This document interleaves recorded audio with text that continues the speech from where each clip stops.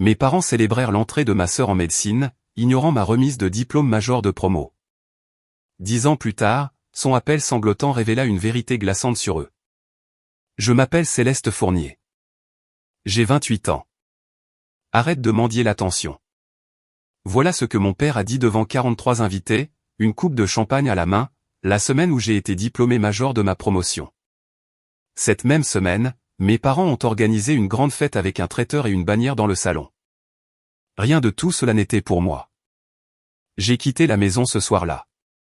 Je ne suis pas revenu pendant 10 ans. Et puis ma sœur, la préférée, celle pour qui était la fête, m'a appelé en larmes depuis une cabine téléphonique à 1h du matin. Sans un sou, sans abri, permis de conduire suspendu. Ce qu'elle m'a avoué sur nos parents ne m'a pas seulement brisé le cœur, ça m'a glacé le sang. Maintenant, laissez-moi vous ramener 10 ans en arrière, en juin, dans une maison de la rue des Érables, la semaine où ma famille a volé en éclats. J'ai grandi dans une maison avec 4 chambres rue des Érables, juste à l'extérieur de Rennes. Le genre de rue où tout le monde se fait un signe de la main depuis son allée et où personne ne ferme sa porte d'entrée à clé. De l'extérieur, nous étions la famille parfaite. Gérard et Diane Fournier, 2 filles, une pelouse impeccable. Mon père dirigeait une agence régionale d'une compagnie d'assurance. Il portait des chinos impeccablement repassés tous les jours et serrait les mains comme si c'était un sport. Ma mère était femme au foyer, active dans le groupe des femmes de la paroisse, toujours la première à apporter un gratin quand quelqu'un tombait malade. Elle tenait la maison impeccable. Elle tenait aussi les apparences impeccables. Ma sœur aînée, Monique, avait 2 ans de plus que moi. Elle était grande, extravertie, d'un charme naturel. Le genre de personne qui entrait dans une pièce et tous les regards se tournaient vers elle. Elle jouait au volley-ball. Elle chantait dans la chorale de l'église. Elle riait fort et facilement, et les gens l'aimaient pour ça. Moi, j'étais la discrète. J'avais d'excellentes notes. Je rangeais des livres à la bibliothèque municipale après les cours. Je dînais sans qu'on ait à me le demander 2 fois et je finissais mon assiette sans qu'on me le dise. Je pensais que c'était suffisant. Je pensais que si j'étais assez discrète et assez sage, il finirait par se retourner et me voir. J'avais tort. Il y a un souvenir qui me marque. J'avais 14 ans. Je venais d'être inscrite au tableau d'honneur pour le 6e semestre consécutif. J'ai donc imprimé le diplôme et je l'ai scotché sur le réfrigérateur, juste à côté de la photo de l'équipe de volley de Monique et de son prix de la chorale. Le lendemain matin, il avait disparu. Je l'ai retrouvé plié sur le comptoir de la cuisine, sous une pile de bons de réduction. J'ai demandé à ma mère. Elle n'a pas levé les yeux de son café. Le frigo devenait encombré, ma chérie.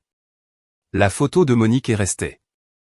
À l'époque, je me suis dit que ça ne voulait rien dire, mais la porte de ce réfrigérateur était un tableau des scores où je n'étais jamais autorisé à gagner. Et je ne savais pas encore que le jeu était truqué depuis le début. En terminale, je n'avais qu'un seul objectif, être major de promotion. Je suivais 5 options à haute difficulté. J'étudiais jusqu'à 2h du matin la plupart des nuits, penché sur mon bureau avec une lampe et une tasse de thé froid. Je travaillais 12 heures par semaine à la bibliothèque pour économiser de l'argent. J'écrivais des lettres de motivation pour des bourses pendant mes pauses déjeuner. Rien de tout cela n'était bruyant. Rien de tout cela n'était vu. Ce printemps-là, le conseiller d'orientation m'a convoqué et m'a annoncé que j'avais obtenu la meilleure moyenne générale de ma promotion. Je prononcerai le discours de fin d'année. 700 personnes, mon nom sur le programme. Je suis rentré en voiture cet après-midi-là avec la lettre officielle sur le siège passager, et je jure que la lumière du soleil semblait différente. J'ai posé la lettre sur la table de la cuisine et j'ai attendu que mes parents rentrent. Mon père est passé devant, a ramassé le courrier, a posé le courrier sur la lettre. Ma mère est entrée avec les courses. J'ai dit, maman, j'ai reçu quelque chose aujourd'hui. Je peux te montrer? Elle a jeté un œil à la table. Qu'est-ce que c'est, ma chérie? Je suis major de promotion. Ils veulent que je fasse le discours de remise des diplômes. Oh, c'est bien, ma puce. Elle s'est tournée vers le frigo et a commencé à ranger le lait. Tu as commencé ton discours? Peut-être devrais-tu demander à l'un de tes professeurs de t'aider. C'est tout. J'ai demandé à un professeur, Madame Hélène Couturier, ma professeure de littérature. Elle avait 62 ans, le regard vif, les cheveux argentés toujours relevés en chignon, des lunettes de lecture sur une chaîne autour du cou. Elle a lu mon premier brouillon à son bureau après les cours, stylo rouge à la main. Quand elle a fini, elle a posé le stylo, m'a regardé par-dessus ses lunettes, et a écrit une seule ligne au bas de la page, d'une écriture soignée. Je suis fier de vous. Souvenez-vous de ce sentiment. Cette ligne de Madame Couturier, j'allais en avoir besoin plus que je ne l'aurais jamais imaginé. La semaine de la remise des diplômes a commencé un mardi. C'est ce jour-là que la lettre officielle de major de promotion est arrivée par courrier recommandé. Enveloppe couleur crème, épaisse, le sceau de l'école en relief doré. Je l'ai laissé sur le comptoir de la cuisine, appuyé contre la corbeille de fruits où quelqu'un serait bien obligé de la voir. Mercredi matin, Monique a appelé à la maison. Elle avait été acceptée en faculté de médecine. En 1 heure, ma mère avait appelé 15 personnes. Je l'entendais d'en haut, faisant les 100 pas dans le salon, sa voix vive et haletante. Tu te rends compte? Notre Monique. À midi, mon père avait commandé une bannière en ligne, lettre blanche sur fond bleu marine, futur docteur Fournier. Le vendredi, le traiteur était réservé. Samedi, la fête. 43 invités entassés dans notre jardin. Tantes, oncles, cousins, voisins, amis de la paroisse. Mon père avait loué une table pliante pour les desserts. Ma mère portait un chemisier neuf.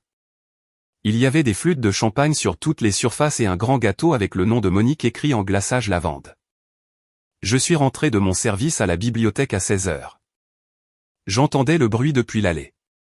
Je suis resté assise dans ma voiture un instant, ma toche de diplômé pliée sur la banquette arrière, et je me suis dit, vas-y, sois heureuse pour elle. Peut-être que quelqu'un te posera la question. Personne ne l'a fait. J'ai traversé cette fête comme un fantôme. J'ai rempli les bols de chips. J'ai souri à ma tante Lydie.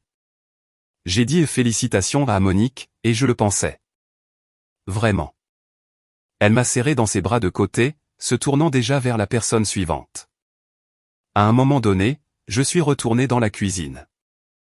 Et là, sur le comptoir, exactement où je l'avais laissée il y a 4 jours, se trouvait la lettre de major de promotion. Elle était coincée sous une pile d'assiettes en carton usagé, absorbant une auréole de condensation laissée par le verre de quelqu'un. Je l'ai ramassée. Le seau doré était taché, et quelque chose en moi a basculé. Je suis retourné dehors, la lettre à la main. Le jardin était plein.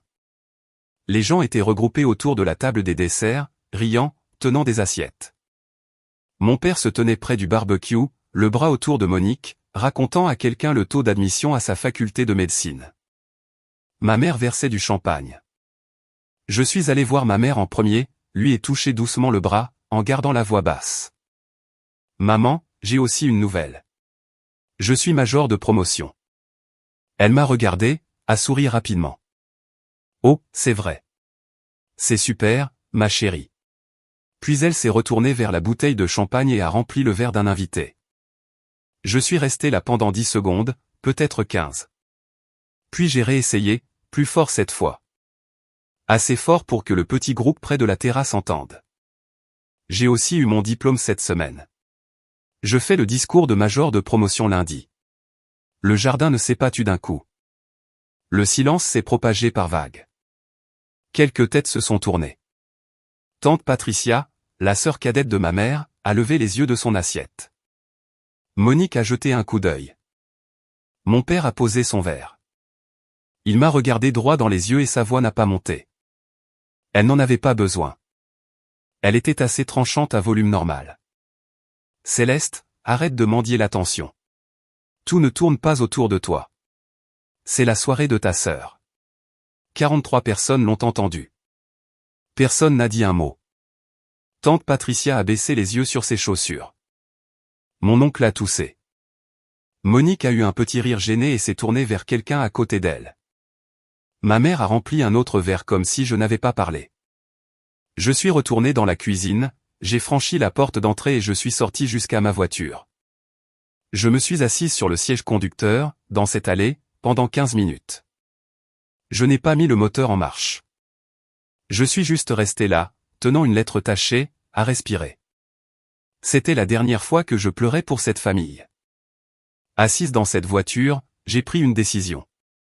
Je ne donnerai plus jamais à quelqu'un le pouvoir de me faire sentir invisible. Mais 10 ans plus tard, j'apprendrai que ce que mes parents m'avaient volé cette nuit-là était bien moins que ce qu'ils volaient depuis le début. Lundi est arrivé, le jour de la remise des diplômes. J'ai mis ma toque et ma toche seule dans ma chambre. J'ai vérifié mon reflet dans le miroir de la salle de bain. Je me suis rendu à l'école toute seule. L'amphithéâtre pouvait contenir 700 personnes. Je le sais parce que j'ai compté les rangées en attendant en coulisses. Les familles affluaient. Des mères s'agrippant à leurs appareils photo. Des pères gardant des sièges. Des frères et sœurs s'agitant dans les rangées du fond. Je les observais de derrière le rideau et sentais un vide s'installer dans ma poitrine. Quand ils ont appelé mon nom, je me suis dirigé vers le podium. Les lumières étaient chaudes. Le microphone bourdonnait. J'ai prononcé le discours sur lequel j'avais travaillé pendant 6 semaines, sur la persévérance, sur le fait de faire ses preuves quand personne ne regarde. Sur la digne discrétion de se présenter même quand personne n'applaudit. 700 personnes ont applaudi. J'ai regardé la 4e rangée, siège 7 à 10, ceux que j'avais réservés pour ma famille. Ils étaient vides, tous les 4. Mais à la 3e rangée, juste à côté de l'allée centrale, une personne se tenait debout. Madame Hélène Couturier. Elle applaudissait fort, les 2 mains levées, ses yeux brillants derrière ses lunettes. Après la cérémonie, elle m'a trouvé dans la foule. Elle n'a pas dit grand-chose. Elle m'a juste tendu une petite enveloppe, bleu pâle, avec son écriture sur le devant. À l'intérieur, il y avait une carte, une seule ligne. L'aveuglement de tes parents n'est pas ton échec. Va construire ta vie. Glissée derrière la carte se trouvait une carte de visite d'un coordinateur de bourse à l'université de Rennes. J'ai gardé les 2. Je les ai encore. Cet été-là, j'ai postulé.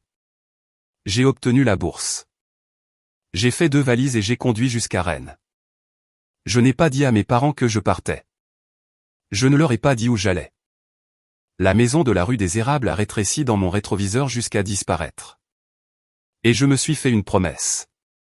Je ne regarderai pas en arrière. Je ne savais pas qu'au moment où je suis parti, mes parents ont commencé à faire quelque chose que j'aurais dû découvrir bien plus tôt.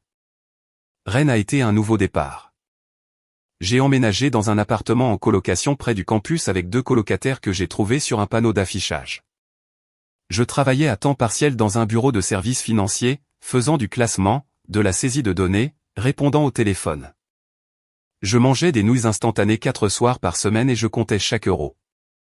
Ce n'était pas glamour, mais c'était à moi.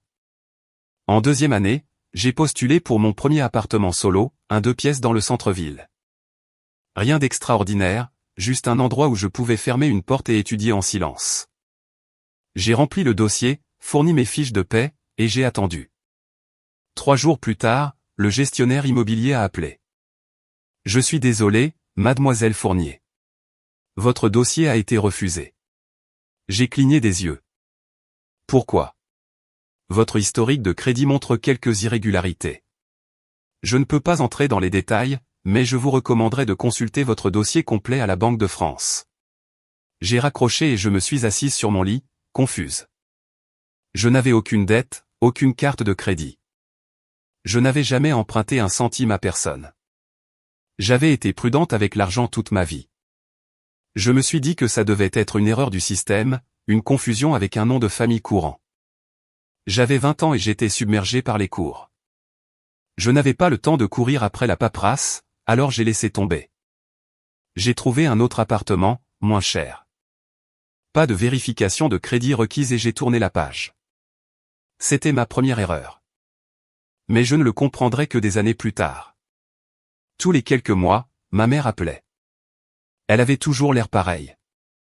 Un peu blessée, un peu essoufflée, comme si elle lisait un scénario qu'elle avait répété devant le miroir de la salle de bain. Céleste, ma chérie, je ne sais pas ce que nous avons fait de mal. Ton père pleure la nuit. Nous voulons juste retrouver notre famille. À chaque fois, mon estomac se nouait. À chaque fois, une petite voix murmurait, peut-être que le problème, c'est toi. Peut-être que tu es égoïste. Peut-être que tu devrais rentrer à la maison. Je ne suis jamais rentré. Mais la culpabilité m'a suivi à Rennes comme une ombre que je ne pouvais pas semer. J'ai obtenu mon diplôme de l'université de Rennes avec mention, une licence en finance, 3 offres d'emploi avant la remise des diplômes. J'ai pris la meilleure, un poste d'analyste junior dans un cabinet de conseil financier de taille moyenne en centre-ville. En 2 ans, j'ai été promu. En 4 ans, j'étais analyste financière senior, rendant compte directement à l'associée directrice. Ma patronne, Marguerite Thibault, début de la cinquantaine, pragmatique, le genre de femme qui portait des lunettes de lecture sur une chaîne en argent et se souvenait de chaque chiffre qu'elle avait jamais vu, m'a convoqué dans son bureau un matin. Céleste, vous êtes l'un des esprits les plus vifs que j'ai embauchés en 15 ans. Continuez comme ça. Je l'ai remercié. Je suis retourné à mon bureau et j'ai fixé mon écran pendant un long moment. À 26 ans, j'avais mon propre appartement. Une voiture fiable, un compte d'épargne qui grossissait. Je construisais quelque chose de réel. Sur le papier, ma vie ressemblait à une réussite. Mais chaque Noël, j'étais seul. Je cuisinais quelque chose de simple. Un poulet rôti, de la purée, un verre de vin. Je regardais la neige tomber sur Rennes et je pensais à la maison de la rue des Érables. Pas avec nostalgie, exactement. Plutôt comme un bleu sur lequel on continue d'appuyer pour voir s'il fait encore mal. C'était toujours un peu le cas. Je ne parlais pas à Monique. Pas une seule fois pendant toutes ces années. Chaque fois que son nom me traversait l'esprit, je voyais la même image. La fête dans le jardin, 43 personnes, et ma sœur se détournant avec ce petit rire gêné. Elle ne m'avait pas défendu. Elle avait choisi leur camp. Du moins, c'est ce que je croyais. J'ai construit une vie qui ne ressemblait en rien à celle dans laquelle j'avais grandi. Et je me suis dit que c'était assez. Mais il y a une différence entre assez et entière. Je n'apprendrai cette distinction que lorsqu'une cabine téléphonique sonnerait par une nuit d'hiver et ferait ressurgir tout ce que je pensais avoir enterré. C'était un jeudi de février, 10 ans après la fête. J'étais sur mon canapé, ordinateur portable ouvert, en train d'examiner un rapport trimestriel. L'appartement était silencieux. La neige tapotait contre la fenêtre. Mon téléphone a vibré sur la table basse. Un numéro inconnu, indicatif de la région de Saint-Malo. J'ai failli ne pas répondre. Je laisse toujours les numéros inconnus aller sur la messagerie vocale. Mais quelque chose à l'instinct peut-être, ou juste leur tardive m'a poussé à décrocher. Allô. Une respiration saccadée. Puis une voix brisée et tremblante, tenant à peine le coup. Céleste, c'est Monique. S'il te plaît, ne raccroche pas, ma main s'est crispée sur le téléphone. Je n'avais pas entendu la voix de ma sœur depuis une décennie. Mais ce n'était pas la Monique dont je me souvenais. Confiante, soignée, la préférée en blouse blanche. Cette voix appartenait à quelqu'un en train de s'effondrer. Où es-tu, ai-je demandé. À la gare routière. À Saint-Malo. Saint-Malo. Oui. Pourquoi es-tu à une gare routière à 23 heures? Un souffle tremblant. Mon téléphone a été coupé. Je n'ai pas d'argent pour un hôtel. J'ai trouvé une cabine téléphonique. Je me suis levé, je suis allé à la fenêtre. La neige tombait plus fort maintenant. Pourquoi n'es-tu pas chez maman et papa? Silence, assez long pour que je vérifie si l'appel avait été coupé. Puis, très bas, ils m'ont mise à la porte. Il y a 3 mois. J'ai posé mon ordinateur sur le comptoir. Je me suis appuyé contre le mur de la cuisine. Les mots n'avaient pas de sens. Pas tout de suite. Monique était la préférée. Monique était la bannière sur le mur, le toast au champagne, la future docteur Fournier. Monique était la fille qu'ils avaient choisie. Que s'est-il passé, ai-je demandé. Je ne peux pas tout expliquer au téléphone. J'ai juste besoin d'un endroit où aller ce soir, s'il te plaît. Sa voix s'est brisée sur le dernier mot. Je ne savais pas encore ce qu'elle allait me dire. Je ne savais pas que ces prochains mots me feraient m'asseoir par terre dans ma cuisine. Mais quelque chose dans la façon dont elle a dit « s'il te plaît », comme si c'était le dernier mot qui lui restait, m'a dit que ce n'était pas juste une mauvaise soirée. C'était le début de quelque chose que je ne pourrais jamais défaire. Je lui ai dit de rester où elle était. Elle a parlé pendant que j'enfilais mon manteau. Pas en phrase complète, en fragments, comme quelqu'un qui fouille dans des décombres. Elle avait perdu sa licence de médecin il y a 6 mois. Une erreur de prescription, mauvais dosage, mauvais dossier patient. L'hôpital a lancé une enquête interne. L'ordre des médecins a ouvert une enquête. En 8 semaines, sa licence a été suspendue. 2 mois plus tard, elle a été révoquée. Je travaillais 80 heures par semaine, a-t-elle dit. Sa voix était plate maintenant, vidée. J'étais si fatigué que je n'y voyais plus clair. J'ai fait une erreur. J'ai enfilé mes bottes, attrapé mes clés. Tu l'as dit à maman et papa. Ils l'ont su avant moi. Quelqu'un de la paroisse connaissait quelqu'un au conseil d'administration de l'hôpital. Papa m'a appelé avant même que la lettre n'arrive. Qu'est-ce qu'il a dit? Elle a ri. Un son court et cassant. Tu sais ce qu'il a dit. Tu sais exactement ce qu'il a dit. Je le savais, mais je voulais l'entendre. Il a dit, tu as humilié cette famille. J'ai verrouillé ma porte d'entrée. Le froid m'a frappé le visage. Et maman? Maman n'a rien dit. Elle se tenait juste derrière lui et pleurait, comme elle le fait toujours. Après la révocation de sa licence, Monique ne pouvait plus payer son loyer. Elle avait réemménagé dans la maison de la rue des Érables.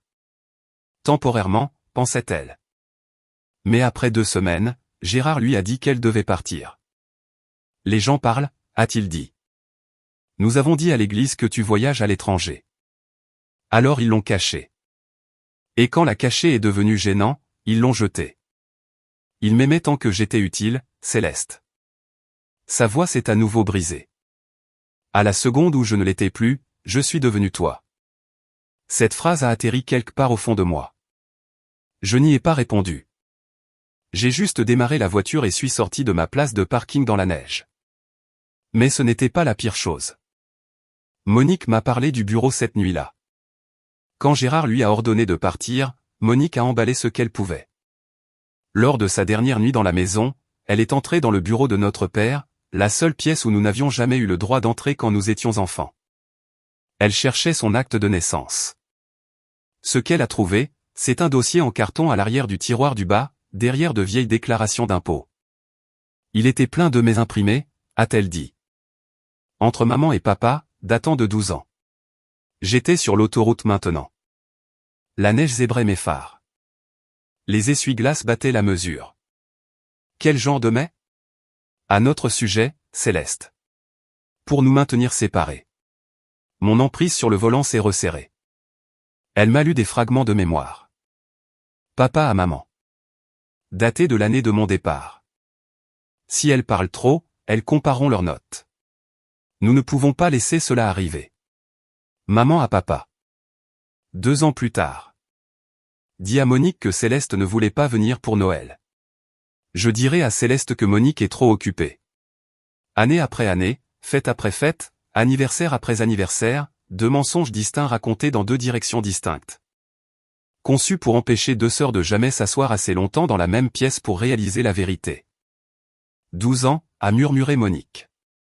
12 ans, ils m'ont fait croire que tu ne te souciais pas de moi. Et ils t'ont fait croire que je te méprisais. L'autoroute était déserte, juste mes phares dans la neige. Ils nous ont manipulés comme des pions sur un échiquier, Céleste, et nous n'avons même jamais su que nous étions sur le même plateau. J'ai conduit en silence pendant 1 minute entière. Puis j'ai dit, Y a-t-il autre chose dans ce dossier?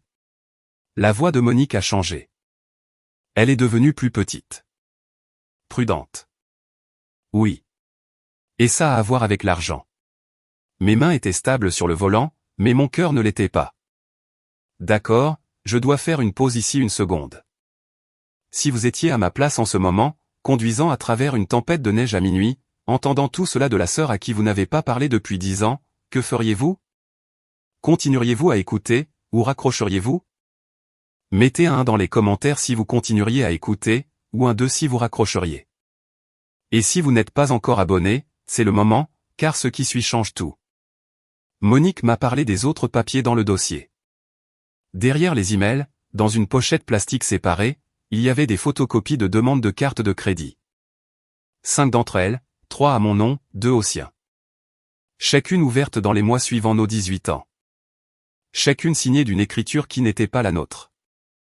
Je n'ai jamais ouvert de carte de crédit de ma vie, a dit Monique. Je ne savais même pas qu'elles existaient avant de les sortir de ce tiroir. J'ai pris la sortie en direction de Saint-Malo. Le panneau de la gare routière brillait d'un vert dans le lointain. À quoi ont-elles servi? Frais de scolarité, paiement de voiture, la rénovation de la cuisine, ce nouveau toit qu'ils ont fait il y a 2 ans, elle a fait une pause. Et la fête, Céleste. Le traiteur, le champagne, la bannière, tout a été mis sur une carte à ton nom. La dette totale sur les 5 comptes, plus de 110 000 €, répartie entre 2 filles qui n'avaient jamais signé un seul formulaire. J'ai pensé à la demande d'appartement. 2e année, la voix du gestionnaire au téléphone. Votre historique de crédit montre quelques irrégularités. Je m'étais dit que c'était une erreur système. Je m'étais dit que ce n'était rien. Ce n'était pas rien. C'est pour ça que mon crédit a été signalé, ai-je dit, pas une question. Oui, c'est pour ça que ton crédit a été signalé. Je me suis garé sur le parking de la gare routière de Saint-Malo. À travers les portes vitrées, je pouvais voir une silhouette assise sur une chaise en plastique sous des néons. Une petite valise à côté d'elle, la tête baissée. J'ai coupé le moteur. Les essuie-glaces se sont arrêtés. La neige s'accumulait sur le pare-brise. Monique. Oui. Tu as toujours ces papiers. J'ai tout photographié et j'ai apporté les originaux. Je suis resté assise un moment. Puis j'ai ouvert ma portière et je suis sorti dans le froid. Ils ne m'avaient pas seulement ignoré. Ils n'avaient pas seulement choisi Monique. Ils avaient utilisé mon nom, mon identité pour construire une vie à laquelle je n'ai jamais été invité. Et ils lui avaient fait la même chose. Elle avait l'air différente. La Monique dont je me souvenais était soignée, posture droite, yeux brillants, le genre de confiance qui remplit une pièce avant même qu'elle ne parle. La femme assise sur cette chaise en plastique pesait 7 kilos de moins, les joues creuses, portant un manteau trop fin pour un mois de février en Bretagne. Ses cheveux étaient attachés en un chignon qui semblait n'avoir pas été refait depuis des jours. Elle s'est levée quand elle m'a vu. Nous nous sommes regardés à travers la salle d'attente fluorescente. 10 ans. 10 ans de silence construit sur des mensonges qu'aucune de nous n'avait choisis. Je ne l'ai pas prise dans mes bras. Je n'étais pas prête pour ça. Mais j'ai tenu la porte ouverte. Monte dans la voiture. Elle a pris sa valise. Elle était petite, du genre qu'on emporte pour un week-end, pas pour le reste de sa vie. Elle est passée devant moi et j'ai senti une odeur de café rassis et de gaz d'échappement de bus. Nous avons roulé en silence pendant les 5 premières minutes. Je gardais les yeux sur la route. Elle gardait les siens sur la fenêtre. Puis, très bas, elle l'a dit. Je suis désolé pour la fête, Céleste. J'aurais dû dire quelque chose. Je n'ai pas répondu tout de suite. J'ai laissé les mots flotter entre nous. L'autoroute bourdonnait sous les pneus. Tu restes chez moi, ai-je dit. Aussi longtemps que tu en auras besoin. Elle a hoché la tête. Ses yeux étaient humides, mais elle n'a pas pleuré. Pas encore. Mais demain matin, on appelle un avocat. Un avocat? Ce qu'ils ont fait n'est pas seulement mal, Monique. C'est un crime. Et si nous voulons que ces comptes soient retirés de nos noms, nous devons le signaler. Elle a appuyé son front contre la vitre. La neige ralentissait. Ce sont nos parents, a-t-elle murmuré. Je sais. Je n'ai rien dit d'autre. Je n'en avais pas besoin. Elle avait compris. Le dossier était dans sa valise sur la banquette arrière. Ses papiers, ses signatures falsifiées et ses noms volés étaient sur le point de tout changer, et nos parents n'avaient aucune idée qu'ils existaient encore. Le lendemain matin, j'étais assise à la table de ma cuisine avec mon ordinateur portable ouvert et Monique sur la chaise à côté de moi. J'ai consulté mon rapport de crédit complet. Les 3 bureaux, Equifax, Experian, TransUnion, ou plutôt leur équivalent français via la Banque de France. Il a fallu 4 minutes pour charger, et ces 4 minutes ont été les plus longues de ma vie. 3 comptes que je n'avais jamais ouverts.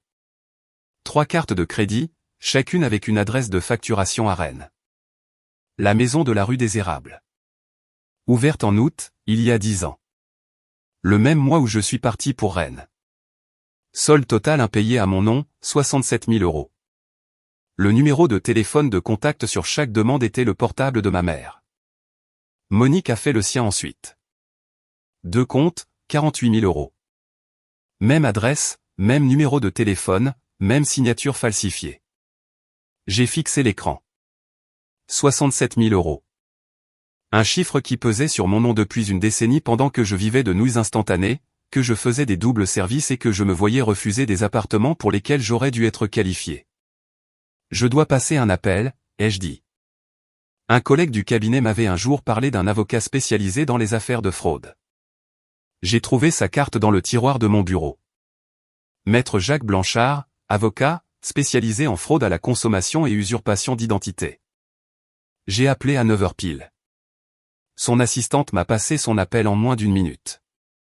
J'ai exposé les faits, les comptes, les signatures falsifiées, la chronologie. J'ai gardé une voix égale. Je lui ai donné les chiffres. Quand j'ai fini, il y a eu une pause. 3 secondes de silence.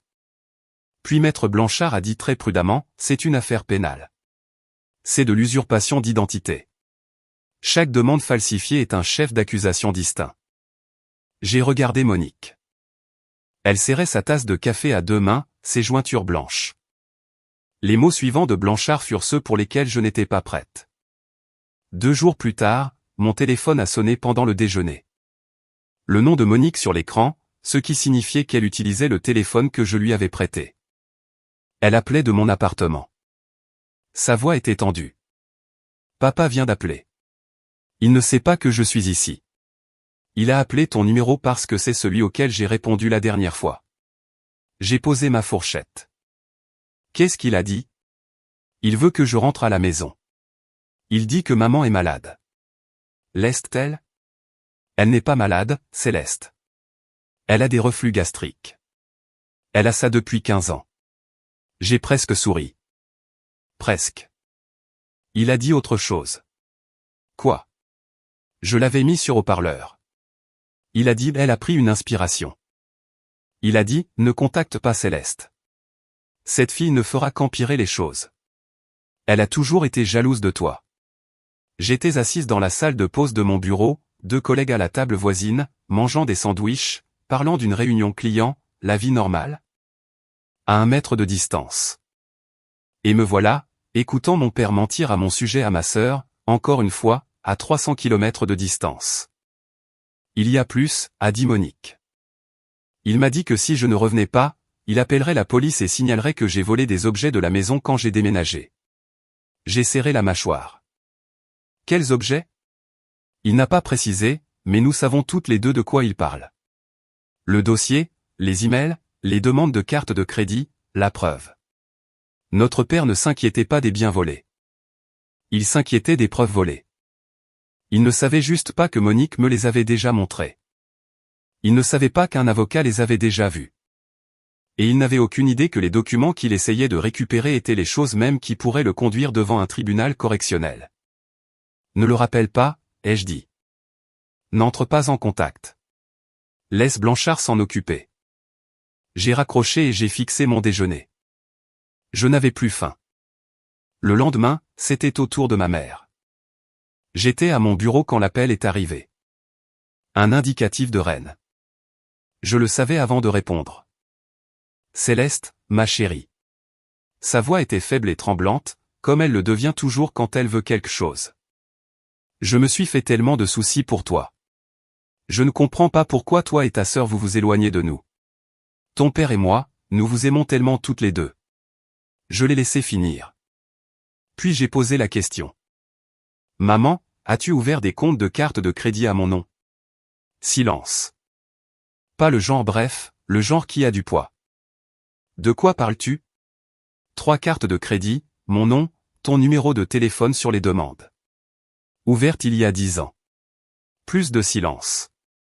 Puis sa voix a changé, plus haute, plus tendue, blessée. Es-tu en train de m'accuser? Après tout ce que j'ai fait pour toi, je t'ai élevé, Céleste. Je t'ai nourri. Je t'ai conduite à l'école tous les matins, et maintenant tu me traites de voleuse. Je ne t'accuse pas, maman. Je demande, et tu n'as pas dit non. Je pouvais l'entendre respirer vite, superficiellement. Puis les larmes ont commencé. Je ne peux pas croire ça. Je ne peux pas croire que ma propre fille me dirait une chose pareille. Ton père avait raison. Tu as toujours eu du ressentiment envers cette famille. Tu as toujours voulu nous déchirer. Sa voix s'est brisée aux bons endroits. Elle avait des décennies de pratique. Maman, j'ai fini. Céleste. J'ai fini d'essayer. La ligne est devenue silencieuse. J'ai posé mon téléphone face contre le bureau. Je suis resté très immobile un moment. Puis j'ai ouvert mes emails et j'ai commencé à rédiger un message à Blanchard. Elle ne l'a pas nié, pas une seule fois. Elle a pleuré, elle a dévié, elle a accusé, elle a joué la comédie, mais elle n'a jamais dit non. Cela m'a dit tout ce que j'avais besoin de savoir. 2 semaines se sont écoulées. Je commençais à penser que le pire était derrière nous. J'avais tort. Mon téléphone a sonné un mardi soir. C'était Madame Couturier. Céleste, je dois vous dire quelque chose, et je suis désolé d'être celle qui vous l'apprend. Elle n'avait pas l'air désolée. Elle avait l'air furieuse. Vos parents ont parlé à la réunion de la paroisse dimanche dernier, environ 30 personnes. Votre père s'est levé pendant le temps de partage et a dit au groupe que vous aviez, et je cite, manipulé Monique pour qu'elle coupe les ponts avec la famille. Il a dit que vous aviez toujours été jalouse et que vous utilisiez sa dépression pour la monter contre eux. J'ai fermé les yeux.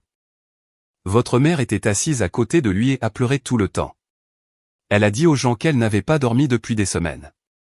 Je pouvais me l'imaginer parfaitement. Gérard se tenant droit, la voix assurée, le patriarche endeuillé. Diane à côté de lui avec son mouchoir, les épaules secouées au bon moment. Les deux jouant le chagrin d'amour pour un public de 30 personnes, de la même manière qu'ils avaient joué la famille parfaite pour 43 personnes à cette fête dans le jardin il y a une décennie. Certains membres de la paroisse m'ont envoyé des messages après, a poursuivi Hélène. Ils voulaient vos coordonnées pour vous dire, et je cite, vous devriez avoir honte. 2 SMS sont arrivés alors que nous étions encore au téléphone. L'un d'une femme dont je me souvenais vaguement du catéchisme. Comment osez-vous faire ça à vos parents? Un autre d'un homme que je ne pouvais pas situer. Votre mère est une sainte. Vous lui brisez le cœur. Monique était assise en face de moi, lisant par-dessus mon épaule. Aucune de nous n'a parlé. La voix d'Hélène était maintenant stable. Céleste, je connais vos parents depuis 20 ans. Je vous connais aussi. La vérité fait toujours surface. Ne les laissez pas réécrire votre histoire. J'ai hoché la tête même si elle ne pouvait pas me voir. Puis j'ai pris mon téléphone et j'ai appelé Jacques Blanchard. Je suis prête à déposer plainte, ai-je dit. Pour tout. En êtes-vous certaine? Une fois que nous aurons déposé plainte, il y aura une enquête. Vos parents le sauront. J'en suis certaine. Laissez-moi vous demander quelque chose. Quelqu'un a-t-il déjà déformé la vérité à votre sujet auprès de personnes qui vous sont chères? Avez-vous déjà été dépeint comme le méchant de votre propre histoire? Tapez oui ou non dans les commentaires. Et si cette histoire vous parle, partagez-la avec quelqu'un qui a besoin de l'entendre en ce moment, car c'est ici que les choses commencent à se défaire pour mes parents. Et ils ne l'ont jamais vu venir. Le bureau de Jacques Blanchard se trouvait au 7e étage d'un immeuble de verre dans le centre-ville de Rennes. Lignes épurées, calmes, le genre d'endroit où les choses sérieuses se passent sans que personne n'élève la voix. Monique et moi étions assises en face de lui à une longue table de conférence. Entre nous, 3 rapports de crédit, des photocopies de 5 demandes falsifiées, une pile de mails imprimés et une chronologie que j'avais écrite à la main sur un bloc-notes. Blanchard a étalé les documents. Il a étudié chacun d'eux, tournant les pages lentement, prenant des notes dans la marge avec un stylo argenté. Il n'a pas précipité les choses. Les demandes de cartes de crédit ont été signées par une autre personne que les titulaires de compte, a-t-il dit. Les coordonnées sur chaque formulaire appartiennent à votre mère. L'adresse de facturation et le domicile de vos parents et les frais correspondent à des paiements de scolarité, des achats de véhicules et des rénovations domiciliaires, des dépenses dont vos parents ont directement bénéficié. Il a levé les yeux. C'est de l'usurpation d'identité. Chaque demande frauduleuse est un délit distinct. Combiné aux signatures falsifiées, nous examinons également l'escroquerie et potentiellement la fraude en ligne, selon la manière dont les demandes ont été soumises. Monique s'est agitée sur sa chaise. Je pouvais sentir son hésitation. Je la comprenais. Ce n'étaient pas des étrangers dont nous parlions. C'étaient les personnes qui nous conduisaient à l'école, qui s'asseyaient au bout de la table de Noël, qui nous disait qu'elle nous aimait même quand elle ne le pensait pas. Mais si nous voulons que les dettes soient annulées, ai-je dit, c'est la seule voie. Correct. Les agences de crédit exigent soit un dépôt de plainte, soit une déclaration sur l'honneur d'usurpation d'identité pour lancer un litige de cette nature. Il n'y a pas d'autre mécanisme. Blanchard a fait glisser 2 formulaires de déclaration sur l'honneur sur la table. Un pour moi, un pour Monique. Je n'ai pas signé ce papier par vengeance. Je l'ai signé parce que mon nom avait été utilisé sans mon consentement, et j'avais tout le droit légal de le reprendre. Monique a pris le stylo. Sa main a plané au-dessus de la ligne de signature. Puis elle a signé. 2 semaines après notre dépôt de plainte, les ondulations ont commencé. Je ne les avais pas prévues. Je n'ai rien orchestré. Je suis allé travailler. Je suis rentré à la maison. J'ai préparé le dîner pour Monique et moi. J'ai suivi les instructions de Blanchard. Ne contactez pas vos parents. Ne discutez pas de l'affaire publiquement. Laissez le processus suivre son cours. Mais dans une communauté aussi petite que celle dans laquelle mes parents avaient bâti leur réputation, la vérité n'a pas besoin de porte-parole. Elle a juste besoin d'une fissure dans le mur. Hélène Couturier fut cette fissure. Elle n'a pas colporté de ragots. Elle n'a rien publié en ligne. Mais quand les gens lui demandaient, et il le faisait parce que le discours de Gérard à la réunion de la paroisse avait suscité des discussions, elle répondait honnêtement. « Je connais Céleste depuis qu'elle a 14 ans, a-t-elle dit à Marthe Grégoire, la trésorière de l'église, autour d'un café. Cette fille n'a jamais été jalouse de personne. Si Gérard et Diane veulent parler de leur fille devant toute la congrégation, peut-être devraient-ils raconter toute l'histoire. » Marthe l'a dit à son mari. Son mari en a parlé au diacre. Le diacre en a parlé à quelqu'un d'autre. Puis tante Patricia m'a appelé. Je n'avais pas entendu sa voix depuis la fête. 10 ans. C'est elle qui avait baissé les yeux sur ses chaussures quand mon père m'avait dit d'arrêter de mendier l'attention. Elle avait été silencieuse alors. Elle n'était plus silencieuse maintenant. Céleste, j'aurais dû dire quelque chose il y a longtemps. Je suis désolé. Que veux-tu dire, tante Patricia? Elle est restée silencieuse un moment. J'ai entendu ton père une fois, il y a des années. Il était dans la cuisine avec ta mère et il a dit « Elle s'est raclée la gorge ». Ouvrant une autre. Céleste ne vérifie jamais. J'ai fermé les yeux. Je n'ai pas compris ce que ça voulait dire à l'époque, a-t-elle dit. Mais je pense que je comprends maintenant. Et si tu as besoin de quelqu'un pour confirmer le genre de personnes qu'ils sont derrière les portes closes, je suis là. Le mur se fissurait, et mes parents ne l'avaient pas encore remarqué. Le dernier dimanche de ce mois-là, Gérard et Diane sont entrés dans l'église comme ils le faisaient toujours, côte à côte, le menton haut, la main de Gérard dans le bas du dos de Diane. Ils ont pris leurs sièges habituels au premier rang, mais cette fois, les sièges autour d'eux sont restés vides. Les gens entraient, hochaient poliment la tête, s'asseyaient 2 rangs derrière, 3 rangs derrière. Personne n'a choisi la place à côté de Gérard. Personne ne s'est penché pour demander à Diane comment elle allait. La communauté qui avait autrefois tourné autour d'eux se réorganisait tranquillement, non pas avec hostilité, mais avec distance. Le pasteur, le révérend Alain Marchand, n'a nommé personne. Il ne le faisait jamais. Mais son sermon ce matin-là portait sur la vérité, la responsabilité et la confiance sacrée entre parents et enfants. Il a cité les proverbes. Il a parlé du poids de la tromperie portée au sein d'un foyer. Il a regardé l'assemblée et a dit, une famille construite sur le secret sera finalement défaite par les secrets même qu'elle garde. Gérard fixait droit devant lui. Sa mâchoire était serrée. Diane a pressé un mouchoir contre son visage. Après le service, 3 couples, des amis de longue date, des gens qui avaient été à la fête dans le jardin 10 ans auparavant, se sont approchés de Gérard près du parking. Les Dupont, les Collin, les Mercier. Howard Dupont a parlé le premier. Sa voix était basse mais directe. Gérard, nous devons te demander quelque chose. Est-il vrai que tu as ouvert des cartes de crédit au nom de tes filles?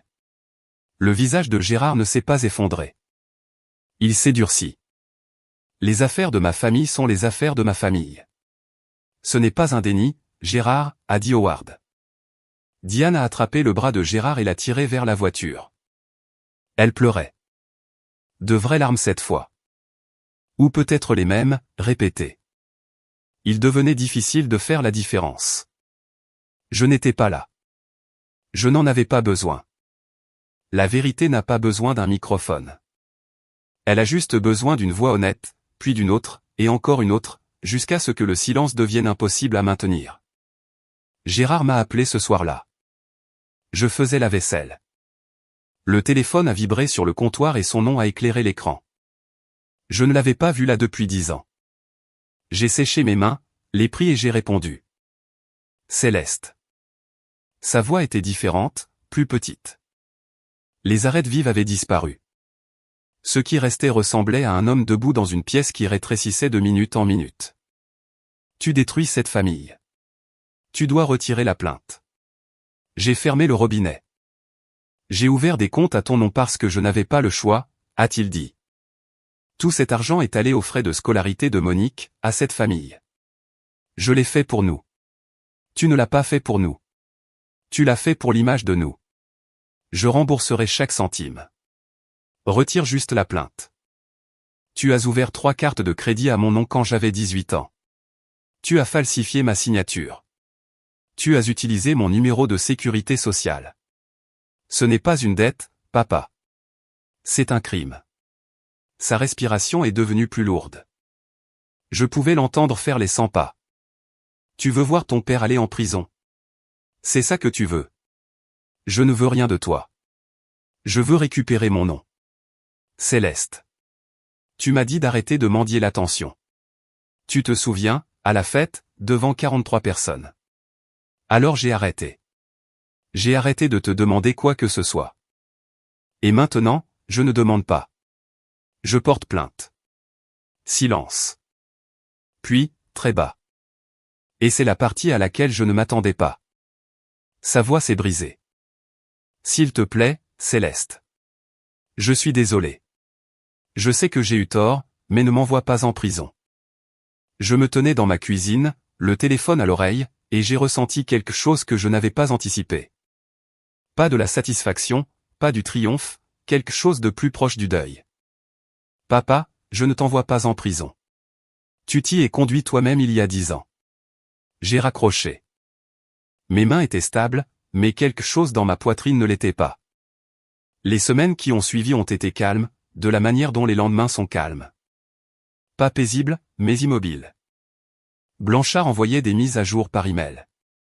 Les autorités avaient traité notre déclaration sur l'honneur. La gendarmerie de Rennes avait ouvert un dossier d'enquête. Les agences de crédit avaient signalé les 5 comptes frauduleux et lancé des procédures de contestation formelles. La machine de la justice tournait lentement et sans drame, comme elle est censée le faire. J'allais travailler tous les matins. J'analysais des chiffres. J'assistais à des réunions.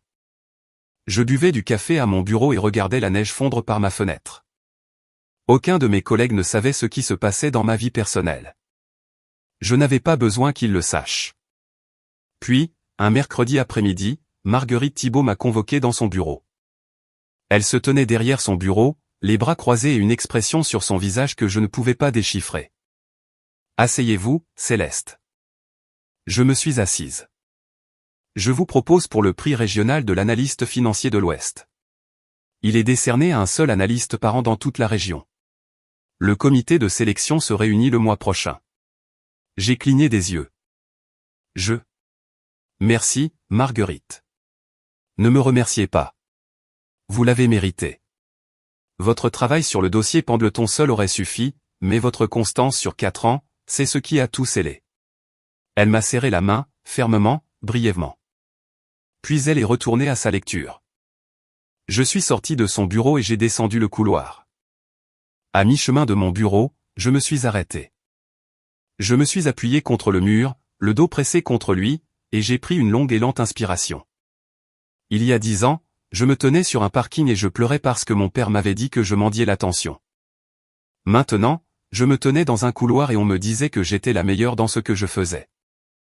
Pas parce que j'avais mendié, pas parce que j'avais fait un spectacle, mais parce que je m'étais présenté chaque jour et que j'avais fait le travail. Je n'avais plus besoin de l'approbation de mon père. J'avais quelque chose de mieux. J'avais la mienne. Elle est arrivée un samedi matin. Sans prévenir, sans appeler.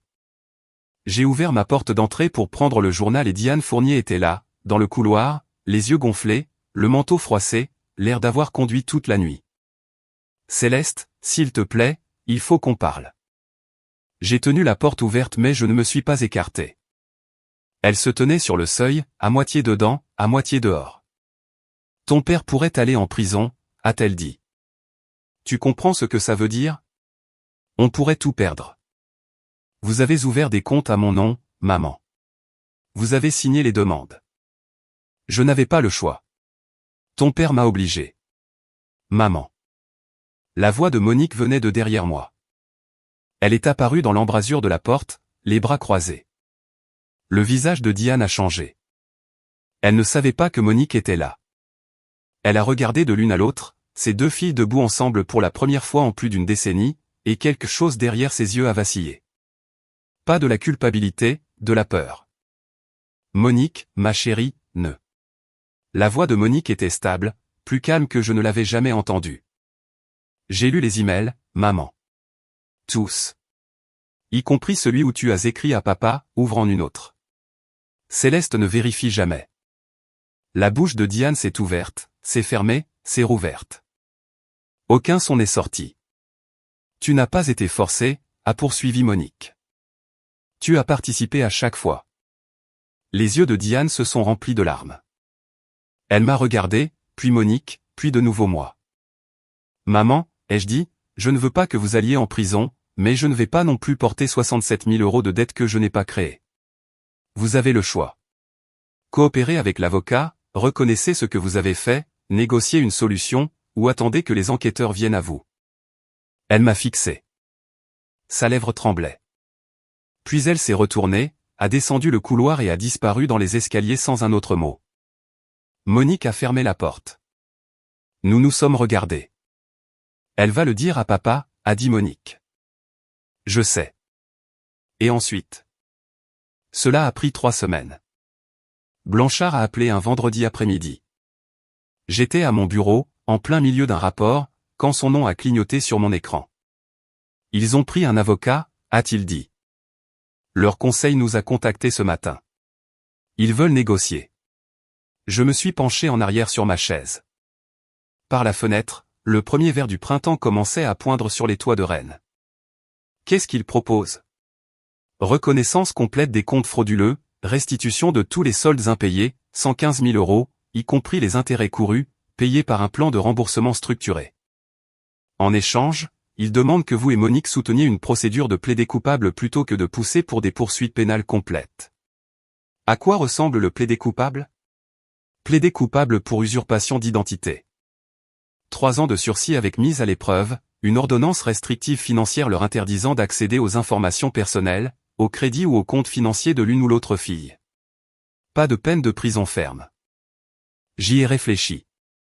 Pas longtemps. Monique et moi n'avions pas porté plainte pour les mettre en prison. Nous l'avions fait pour récupérer nos noms. Alors cela atteint cet objectif. Accepté. La paperasse a pris un autre mois.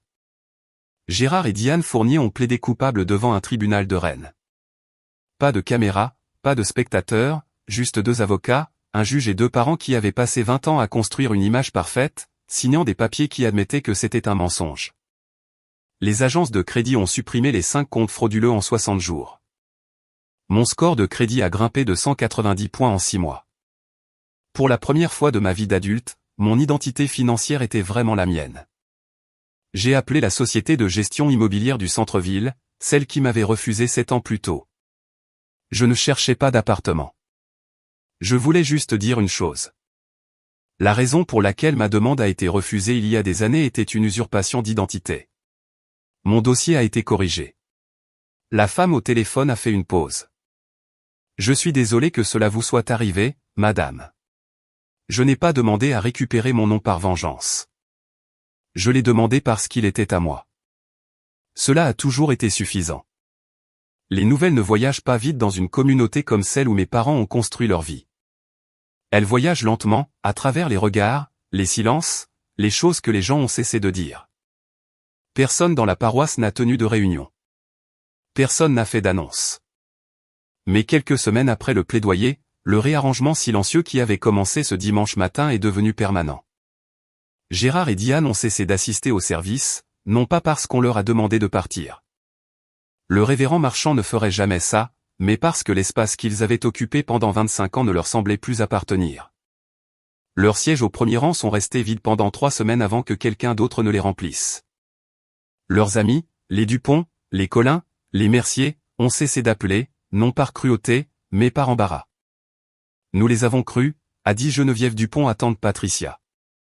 Pendant 10 ans, nous avons cru chaque mot. Patricia me tenait informé. De courts appels téléphoniques une fois par semaine. Elle ne commentait pas.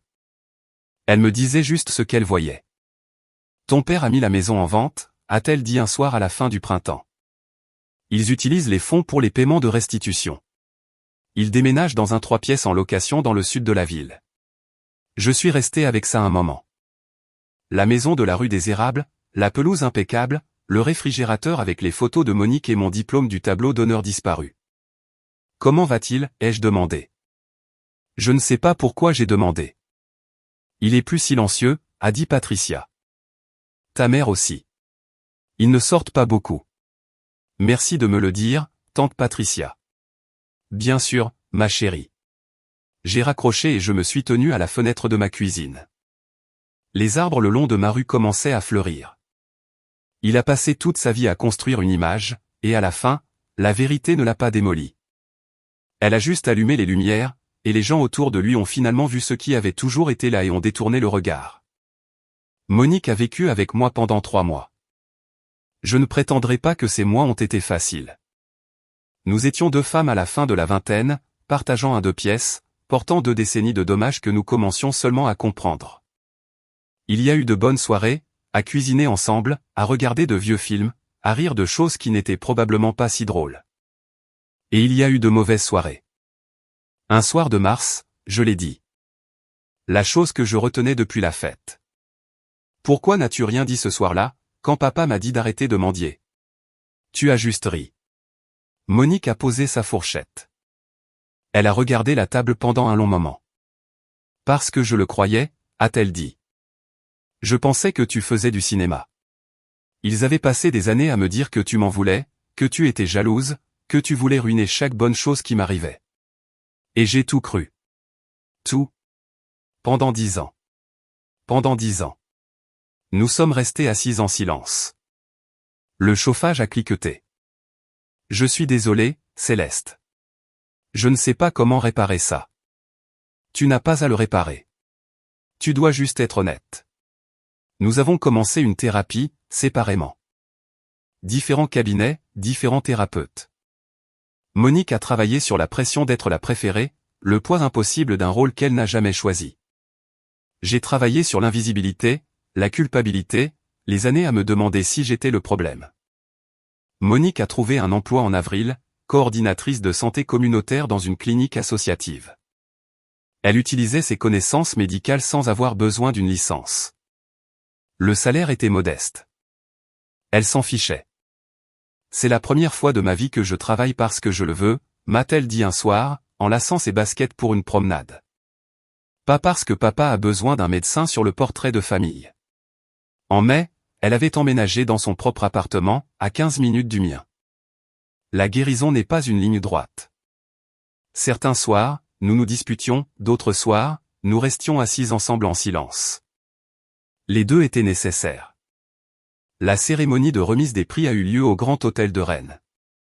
Une salle de bal avec de hautes fenêtres, des nappes blanches et 200 personnes de cabinets financiers de tout l'ouest de la France.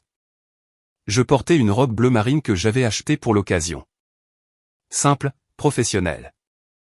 Je suis arrivé seul, je me suis enregistré à la table d'accueil et j'ai pris ma place près de l'avant. Quand j'ai regardé la 3e rangée, juste à côté de l'allée centrale, j'ai vu 2 visages que je n'attendais pas. Monique, et à côté d'elle, Hélène Couturier. Hélène avait pris un vol de sa ville ce matin-là. Elle portait un blazer gris et ses lunettes de lecture sur leur chaîne, et elle était assise à la 3e rangée, les mains jointes sur ses genoux, exactement comme elle s'était assise à ma remise de diplôme 10 ans auparavant. Mon nom a été appelé à 20h15. Je me suis dirigé vers le podium. Le microphone bourdonnait. Les lumières étaient chaudes. 200 personnes levaient les yeux vers moi. J'ai fait un discours court. Il y a 10 ans, quelqu'un m'a dit que je mendiais l'attention. J'ai porté cette phrase avec moi pendant longtemps. Ce soir, je ne m'en dis rien. Je suis ici parce que je l'ai mérité. Et je veux remercier les personnes dans cette salle, et quelques-unes qui n'y sont pas, qui ont vu cela avant que je ne le puisse. La salle a applaudi. J'ai regardé la 3e rangée. Monique pleurait. Pas les larmes brisées et saccadées de la gare routière. Des larmes propres, silencieuses, le genre qui vient quand quelque chose de perdu est finalement retrouvé. Et Hélène Couturier s'est levée, les 2 mains en l'air, applaudissant fort, de la même manière qu'elle s'était levée dans cet auditorium il y a une décennie quand 700 personnes applaudissaient et que 4 chaises restaient vides. Après la cérémonie, elle m'a trouvé près du vestiaire. Elle m'a prise dans ses bras, brièvement, fermement. Vous voyez, a-t-elle dit, je vous l'avais dit. Souvenez-vous de ce sentiment. La même femme qui s'était levée pour moi à 18 ans s'est levée pour moi à 28 ans. Mais cette fois, elle n'était pas seule. 6 mois après la cérémonie, une lettre est arrivée. Pas un email, pas un appel téléphonique. Une lettre manuscrite dans une enveloppe blanche ordinaire, cachée de la poste de Rennes. L'écriture de mon père, serrée, inclinée, la même calligraphie qu'il utilisait sur les formulaires d'assurance pendant toute mon enfance. Je me suis assise sur mon canapé et je l'ai ouverte. 2 pages, encre bleue. Il n'a pas commencé par des excuses. Il a commencé par une explication, ou quelque chose d'approchant. Il a écrit sur le fait d'avoir grandi pauvre dans une ville où personne n'avait rien. D'avoir abandonné sa première année d'université parce qu'il n'en avait pas les moyens. D'avoir fait faillite à 30 ans et la honte qui l'a suivi comme une seconde ombre. Je pensais que si cette famille avait l'air parfaite, alors peut-être que nous le serions. Je pensais que si les gens voyaient Monique en blouse blanche, ils me verraient comme plus qu'un homme qui a fait faillite à 30 ans. J'avais tort. J'ai construit une maison sur des mensonges et je me suis dit que c'était de l'amour. Puis il a écrit ceci. Je sais que j'ai eu tort à ton sujet, Céleste. Je n'attends pas que tu me pardonnes. Je ne demande pas ça. Je veux juste que tu saches que je te vois. J'aurais dû te voir il y a longtemps. Je te vois maintenant. C'est tard, mais je te vois. J'ai lu la lettre 2 fois. Puis je l'ai pliée, l'ai remise dans l'enveloppe et l'ai placée dans le tiroir du haut de ma table de chevet. Je n'ai pas répondu. Je suis restée assise près de la fenêtre un moment. Le soleil se couchait sur Rennes, peignant le ciel de nuances de cuivre et de gris. J'ai pensé au réfrigérateur de la rue des Érables, au diplôme disparu, au seau doré taché sous une pile d'assiettes en carton. Il m'avait enfin vu, mais je n'avais plus besoin d'être vu par lui. C'est la différence que font 10 ans. Je n'ai pas fermé la porte à mon père ce soir-là, mais je ne l'ai pas ouverte non plus. Je l'ai juste laissée être. Ni verrouillée, ni grande ouverte. Une limite, pas un mur. La distinction est importante. Alors, voilà où j'en suis maintenant. J'ai 28 ans. Je vis dans un 2 pièces à Rennes avec un petit balcon qui donne sur une rangée de platanes. En automne, ils deviennent dorés. Au printemps, ils remplissent la rue de cette douce lumière verte qui fait que tout semble possible. Mon score de crédit est le plus haut qu'il ait jamais été. J'économise pour un acompte sur une maison, une vraie, avec mon nom sur l'acte de propriété et celui de personne d'autre. Je vais travailler tous les matins à un emploi que j'aime. Pour une patronne qui me dit que je suis brillante au lieu de me dire que je suis trop. Monique vit à 15 minutes. Nous dînons ensemble tous les jeudis, non pas parce que quelqu'un nous l'a dit, mais parce que nous le voulons. Parfois, nous cuisinons. Parfois, nous commandons taille et le mangeons sur mon canapé avec un film en arrière-plan. Nous ne parlons pas de nos parents à chaque fois, mais quand nous le faisons, nous parlons honnêtement. C'est nouveau pour nous. C'est encore difficile. Ça devient plus facile. Monique appelle notre père une fois par mois. Bref, poli, prudent. Elle met un minuteur sur son téléphone. 15 minutes, pas plus. Elle dit que c'est suffisant pour elle. Je respecte ça. Je ne le juge pas. Chacun trace la ligne où il en a besoin. Je ne l'appelle pas. Je n'appelle pas ma mère. La lettre est dans le tiroir de ma table de chevet, toujours sans réponse. Chaque Noël, Hélène Couturier m'envoie une carte. L'année dernière, elle a écrit « Toujours fière ». Fière depuis toujours. Je l'ai collée sur mon réfrigérateur avec un aimant. Et cette fois, personne ne l'a enlevée. Ma famille ne ressemble pas à celle dans laquelle j'ai grandi. Elle est plus petite. Elle est plus calme. Et elle est entièrement à moi. Il y a une liberté là-dedans. Une liberté étrange, durement gagnée, imparfaite. Le genre que l'on ne trouve qu'après avoir cessé d'attendre que quelqu'un d'autre vous la donne. Si vous me demandez ce que j'ai appris, et je sais que cela ressemble à la partie de l'histoire où quelqu'un devient moralisateur, alors je vais essayer de ne pas l'être. Je dirais ceci. Premièrement, si votre famille ne vous aime que lorsque vous lui êtes utile, ce n'est pas de l'amour. C'est une transaction, et vous êtes autorisé à vous retirer d'un accord que vous n'avez jamais accepté. Deuxièmement, fixer une limite n'est pas une trahison. Ce n'est pas de la cruauté. Ce n'est pas de l'égoïsme. C'est l'acte de respect de soi le plus fondamental qu'une personne puisse accomplir. Dire, c'est ici que je finis et que tu commences. J'ai passé 18 ans sans limite et 10 ans de plus à apprendre à en construire. J'aurais aimé que quelqu'un me le dise plus tôt, vous n'avez besoin de la permission de personne pour vous protéger. Troisièmement, si vous êtes major de votre promotion et que personne ne vous organise de fête, organisez la vôtre. Achetez-vous un gâteau, allumez une bougie, savourez-le. Vous avez mérité ce moment, et le silence de personne d'autre ne peut vous l'enlever. Et quatrièmement, c'est celui que j'ai mis le plus de temps à comprendre. Si quelqu'un vous dit d'arrêter de mendier l'attention lorsque vous partagez quelque chose dont vous êtes fier, le problème n'est pas que vous en faites trop. Le problème est qu'ils offrent trop peu. Et ce fossé n'est pas à vous de le combler. Je ne vous dis pas quoi faire avec votre famille. Je ne connais pas votre histoire. Je ne connais pas vos parents, vos frères et sœurs, votre passé. Mais je sais ceci. Les personnes qui sont censées vous aimer ne devraient pas être celles qui vous font sentir invisible. Et si elles le font, vous n'êtes pas obligé de rester dans la pièce. Fixer une limite, ce n'est pas abandonner sa famille. C'est refuser de s'abandonner soi-même. C'est ce que j'ai appris à la dure, sur 10 ans. Et je le referai.